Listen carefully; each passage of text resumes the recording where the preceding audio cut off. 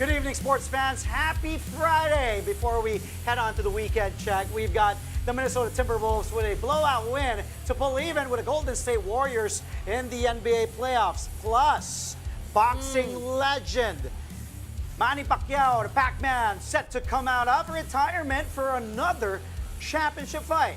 And the finals of the UAAP men's and women's volleyball tournaments begin this weekend. We've got a preview of the exciting matchups ahead. I'm Andre Felix. And I'm Cheska Litton-Calao. And here's tonight's play-by-play. Ramiro, the show by Mamoy leaves Timberwolves puts it on. Unbelievable. Gemma on the left side.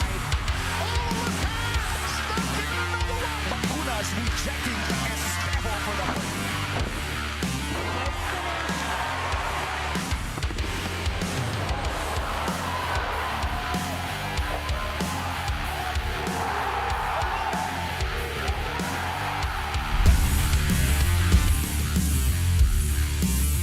No Steph Curry, no problem for the Minnesota Timberwolves. They overpowered the Golden State Warriors, who play without their main man in Game 2 of the Western Conference semis. The Wolves capitalizing on the undermanned Warriors from the get-go to secure a dominant 117-93 win. The series is now tied at a win apiece. Julius Randle posted a game-high 24 points, just muscling his way to the hole to go with a personal playoff best 11 assists. Anthony Edwards exited the game during the second quarter after hurting his ankle. Scary moment for Timberwolves fans, but he was able to return and finish eventually with 20 markers. Nikhil Alexander-Walker added 20 points of his own coming off the bench.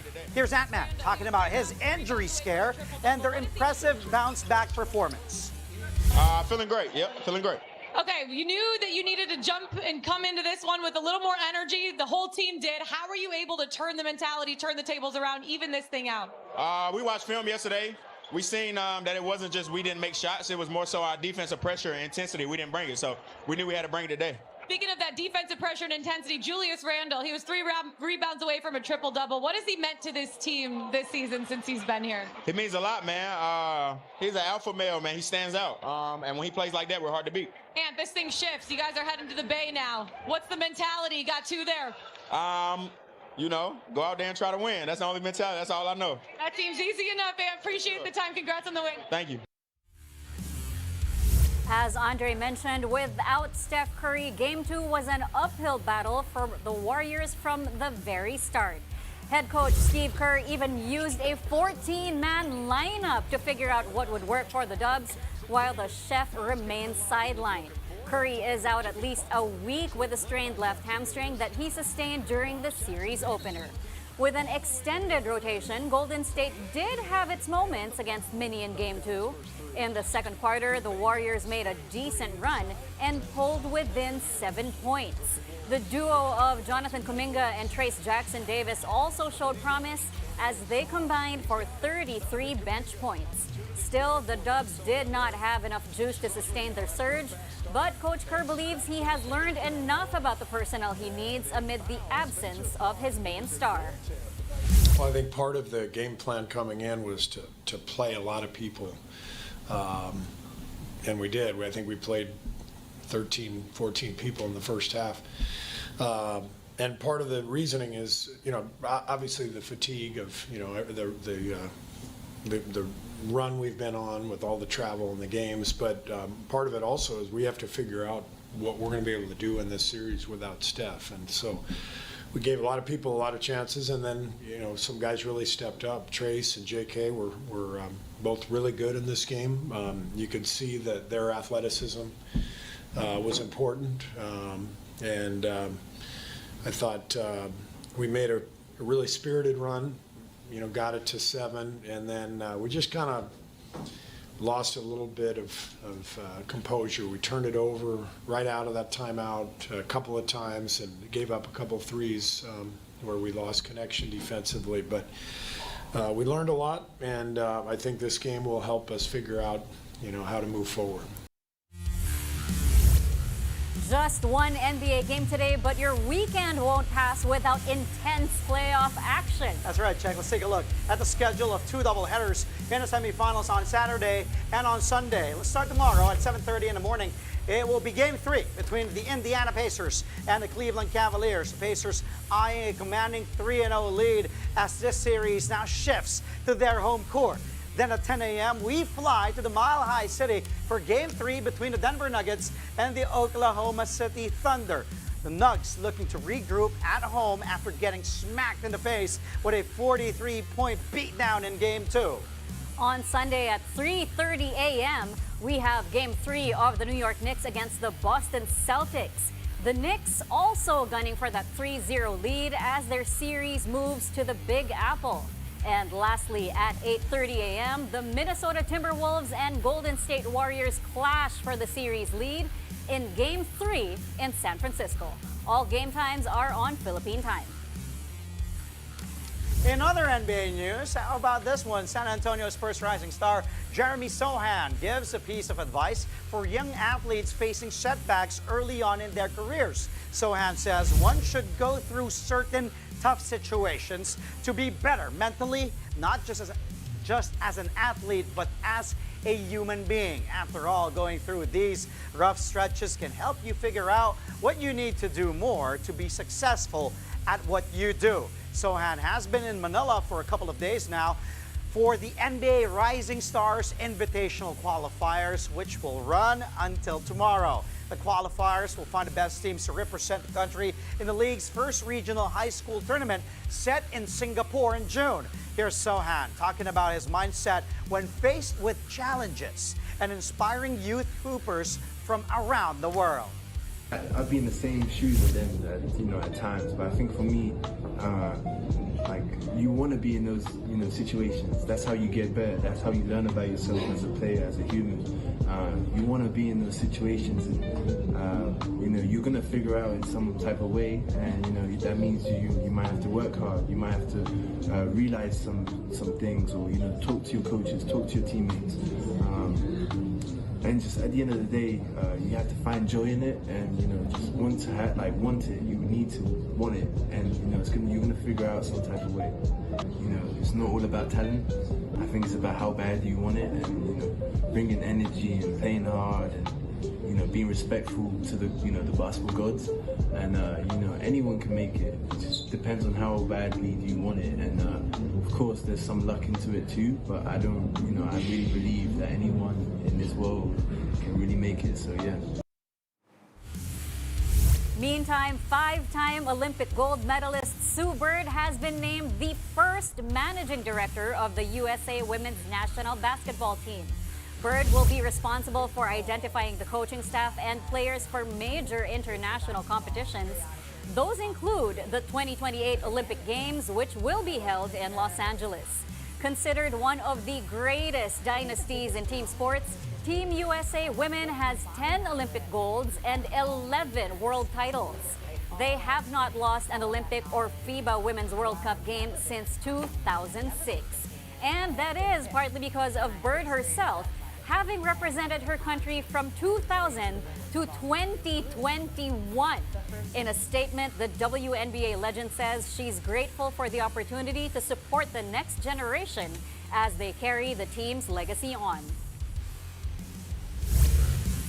Coming up, we turn our heads to the UAAP, a look at the upcoming final series in the Season 87 men's and women's volleyball tournament when play-by-play returns only here on One News.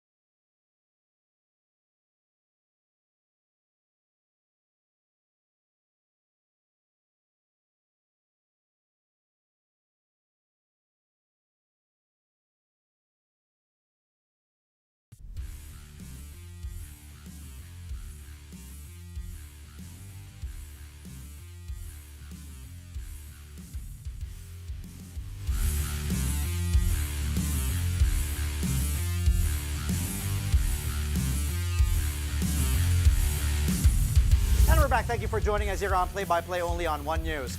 Now, how about some boxing news? 8th Division World Champion Manny Pacquiao is reportedly coming out of retirement for a shot at another major title to his vast collection. The 46-year-old Filipino boxing legend will reportedly fight for the WBC Welterweight World Championship held by American fighter Mario Barrios. The supposed title fight is scheduled to take place this July in Las Vegas. Pacquiao's last professional bout was 4 years ago when he lost to Cuban contender Yordenis Ugas by unanimous decision.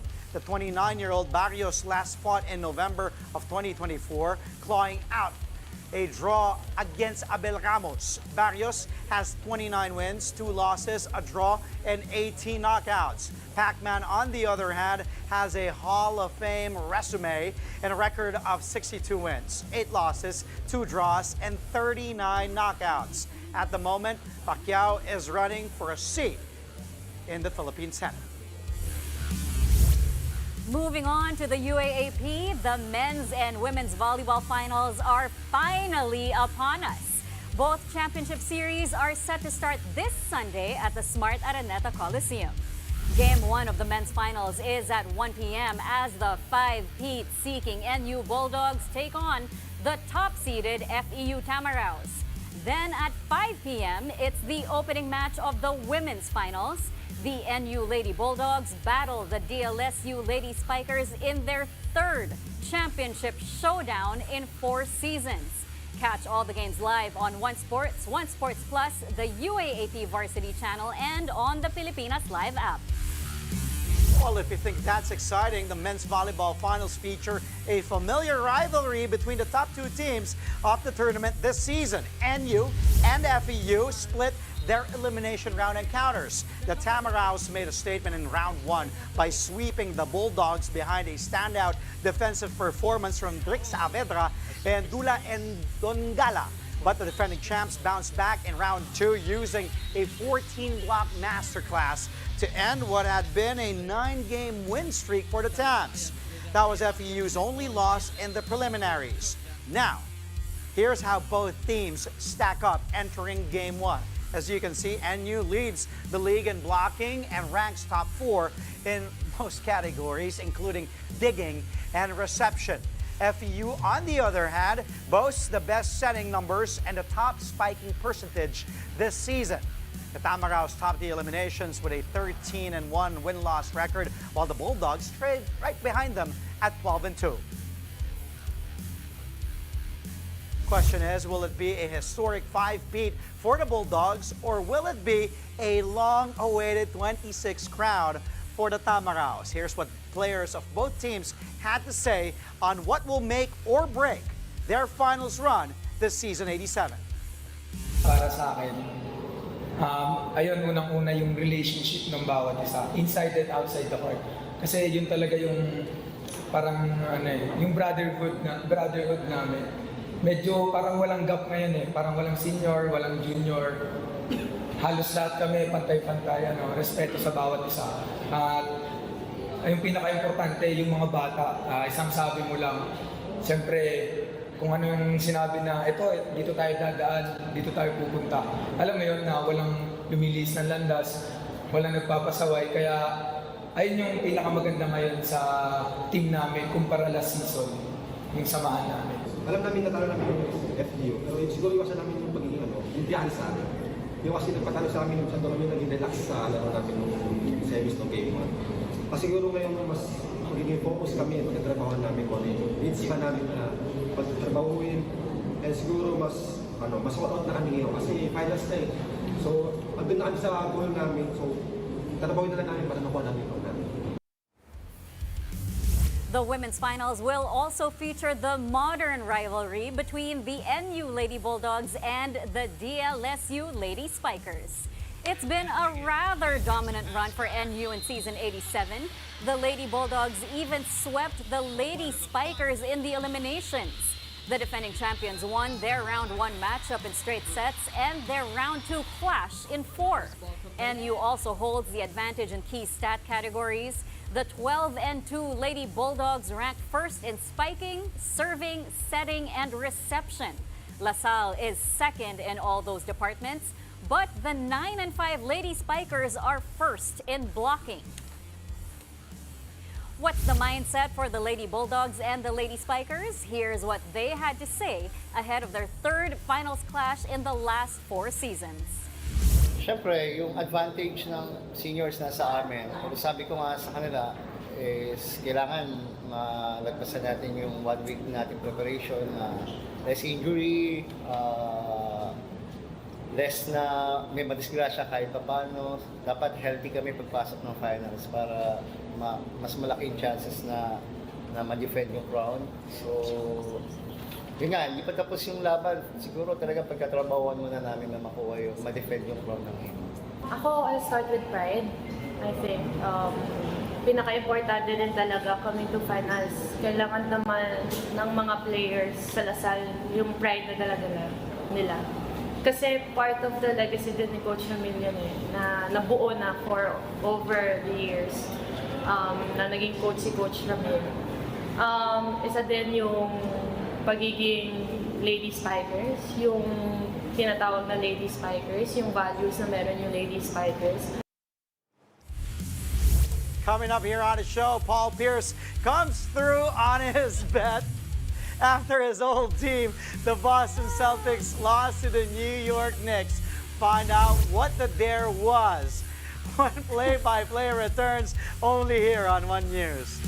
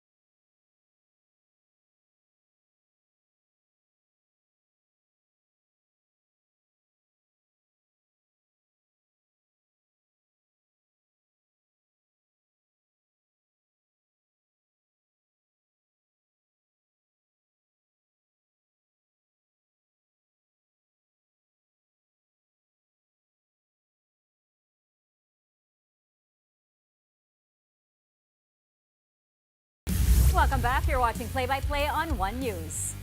The TNT Tropang 5G get their second win in a row in the PBA Philippine Cup, and they did it in dominant fashion by putting the brakes on the lowly Terra Firma Jeep.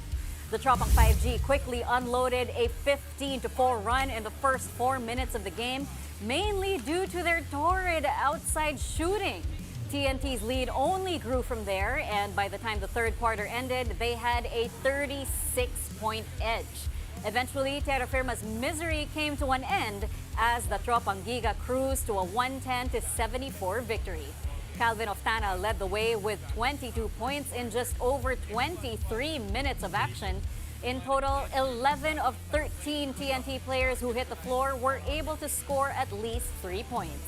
The Tropang 5G improved to 2 wins and 3 losses this conference, while the Jeep are 1-5 following their 4th straight defeat. Here are Oftana and TNT head coach Chot Reyes talking about their energy and mindset coming into this game. We know this is going to be a very tough conference, very tough, tight race.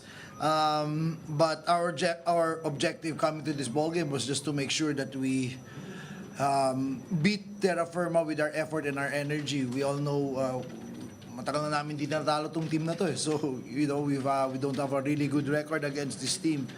So we wanted to make sure that it doesn't happen this time. So I think that's what happened. Our starters got us off to a really good start with their defensive effort, and that permeated all throughout the ball game. I think everyone contributed in different aspect of the game, like sa rebounding and depensa. Credit to syempre kay Heruela, siya yung energy guy namin. I'm talking to him.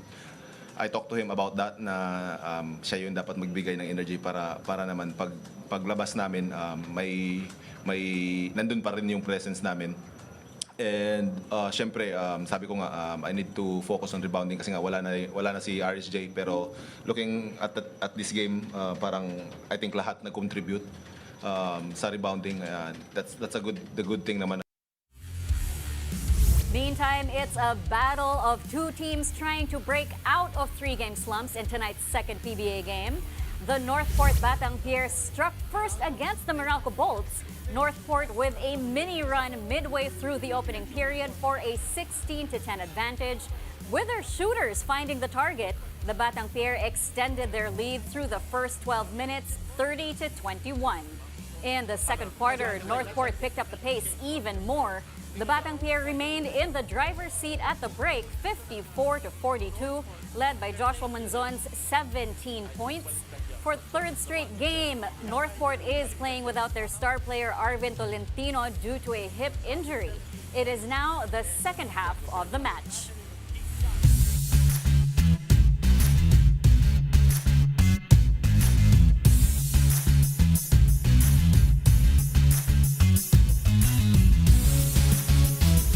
Another treat for basketball fans, because tonight, before we head on to the weekend, we've got a PBA and the NBA in tonight's highlight reel. Let's start things off with the PBA. TNT against Terra Firma. Let's take a look right now. Here's Boy Aram directing traffic. Look at him go, acting like a point guard, maybe a coach. Who knows? Against Sanggalang, leaving Sanggalang, Aldred Ramos tried to help, but still Aram was able to get that one up and in. Boy Aram with 19 points in this one. Woo, what a move. 4 rebounds for TNT, and the Tropang 5G just clobbering the Jeep here, 110-74 for their second straight win in the PBA Philippine Cup. Okay, more from the PBA. This time from the Northport Meralco game. Gio Alalon fires to no avail. William Navarro, 1, no. Take 2, no. Third time is good against 3 Meralco shirts. And as Magumar John would say, may kasama pang foul. Take a look at William Navarro there against Rock and Roll Almazan. Banquero also around, Aaron Black. Look at all blue shirts there hounding William Navarro. Whew. And as Czech mentioned earlier, it's now the second half of this game, but props to the former Blue Eagle there powering through and not giving up on the play. Okay, from the PBA, let's go to the NBA now. Game 2 between the Timberwolves and the Warriors. Jaden McDaniels with that stop on Moses Moody leaks out, and good find by Julius Randle for the slam there as Jaden McDaniels starts off from defense to offense, and Randle rewarding the swingman and then flushes it through. The crowd at the Target Center going wild in Minnesota. Why not? McDaniels having 16 points, 3 steals, and 3 blocks. Randle with 11 assists in this one. Bad break for Moody. More from the Wolves. This time, it's Jaden McDaniels linking up with Ant-Man. Edwards on the break. Finds his partner. They came from the same draft class. Good friends. Edwards to McDaniels. Linking up. Find an open guy. Alley-oop. Finishing with 20 points, 9 rebounds, 5 assists. Wolves beat the Warriors, get the revenge in Game 2 after West Semi's matchup here, 117-93. But many didn't have the best play of the match. Yes, they didn't. Roll the final clip. Here we go. Consolation prize for Golden State, playing without Steph Curry. Ooh, look at that. Come bucket. Jonathan Kuminga giving the Stifle Tower. The facial there. Look at that. May have gotten away with a ward off with the left hand, but still going baseline. Ooh, slamming And remember, this is Jonathan Kuminga, who hasn't been getting a lot of playing time lately for Steve Kerr. But this one, he got 18 points off the bench on 8 of 11 shooting also. But, of course, in a losing cause here. Kuminga has to step up big time. Without Curry, the series is tied 1-1. Game 3 on Sunday at the Bay, 8:30 a.m. Check. Alley-oop. And before we go, oh boy, former Boston Celtics great Paul Pierce's wild promise comes back to bite his behind.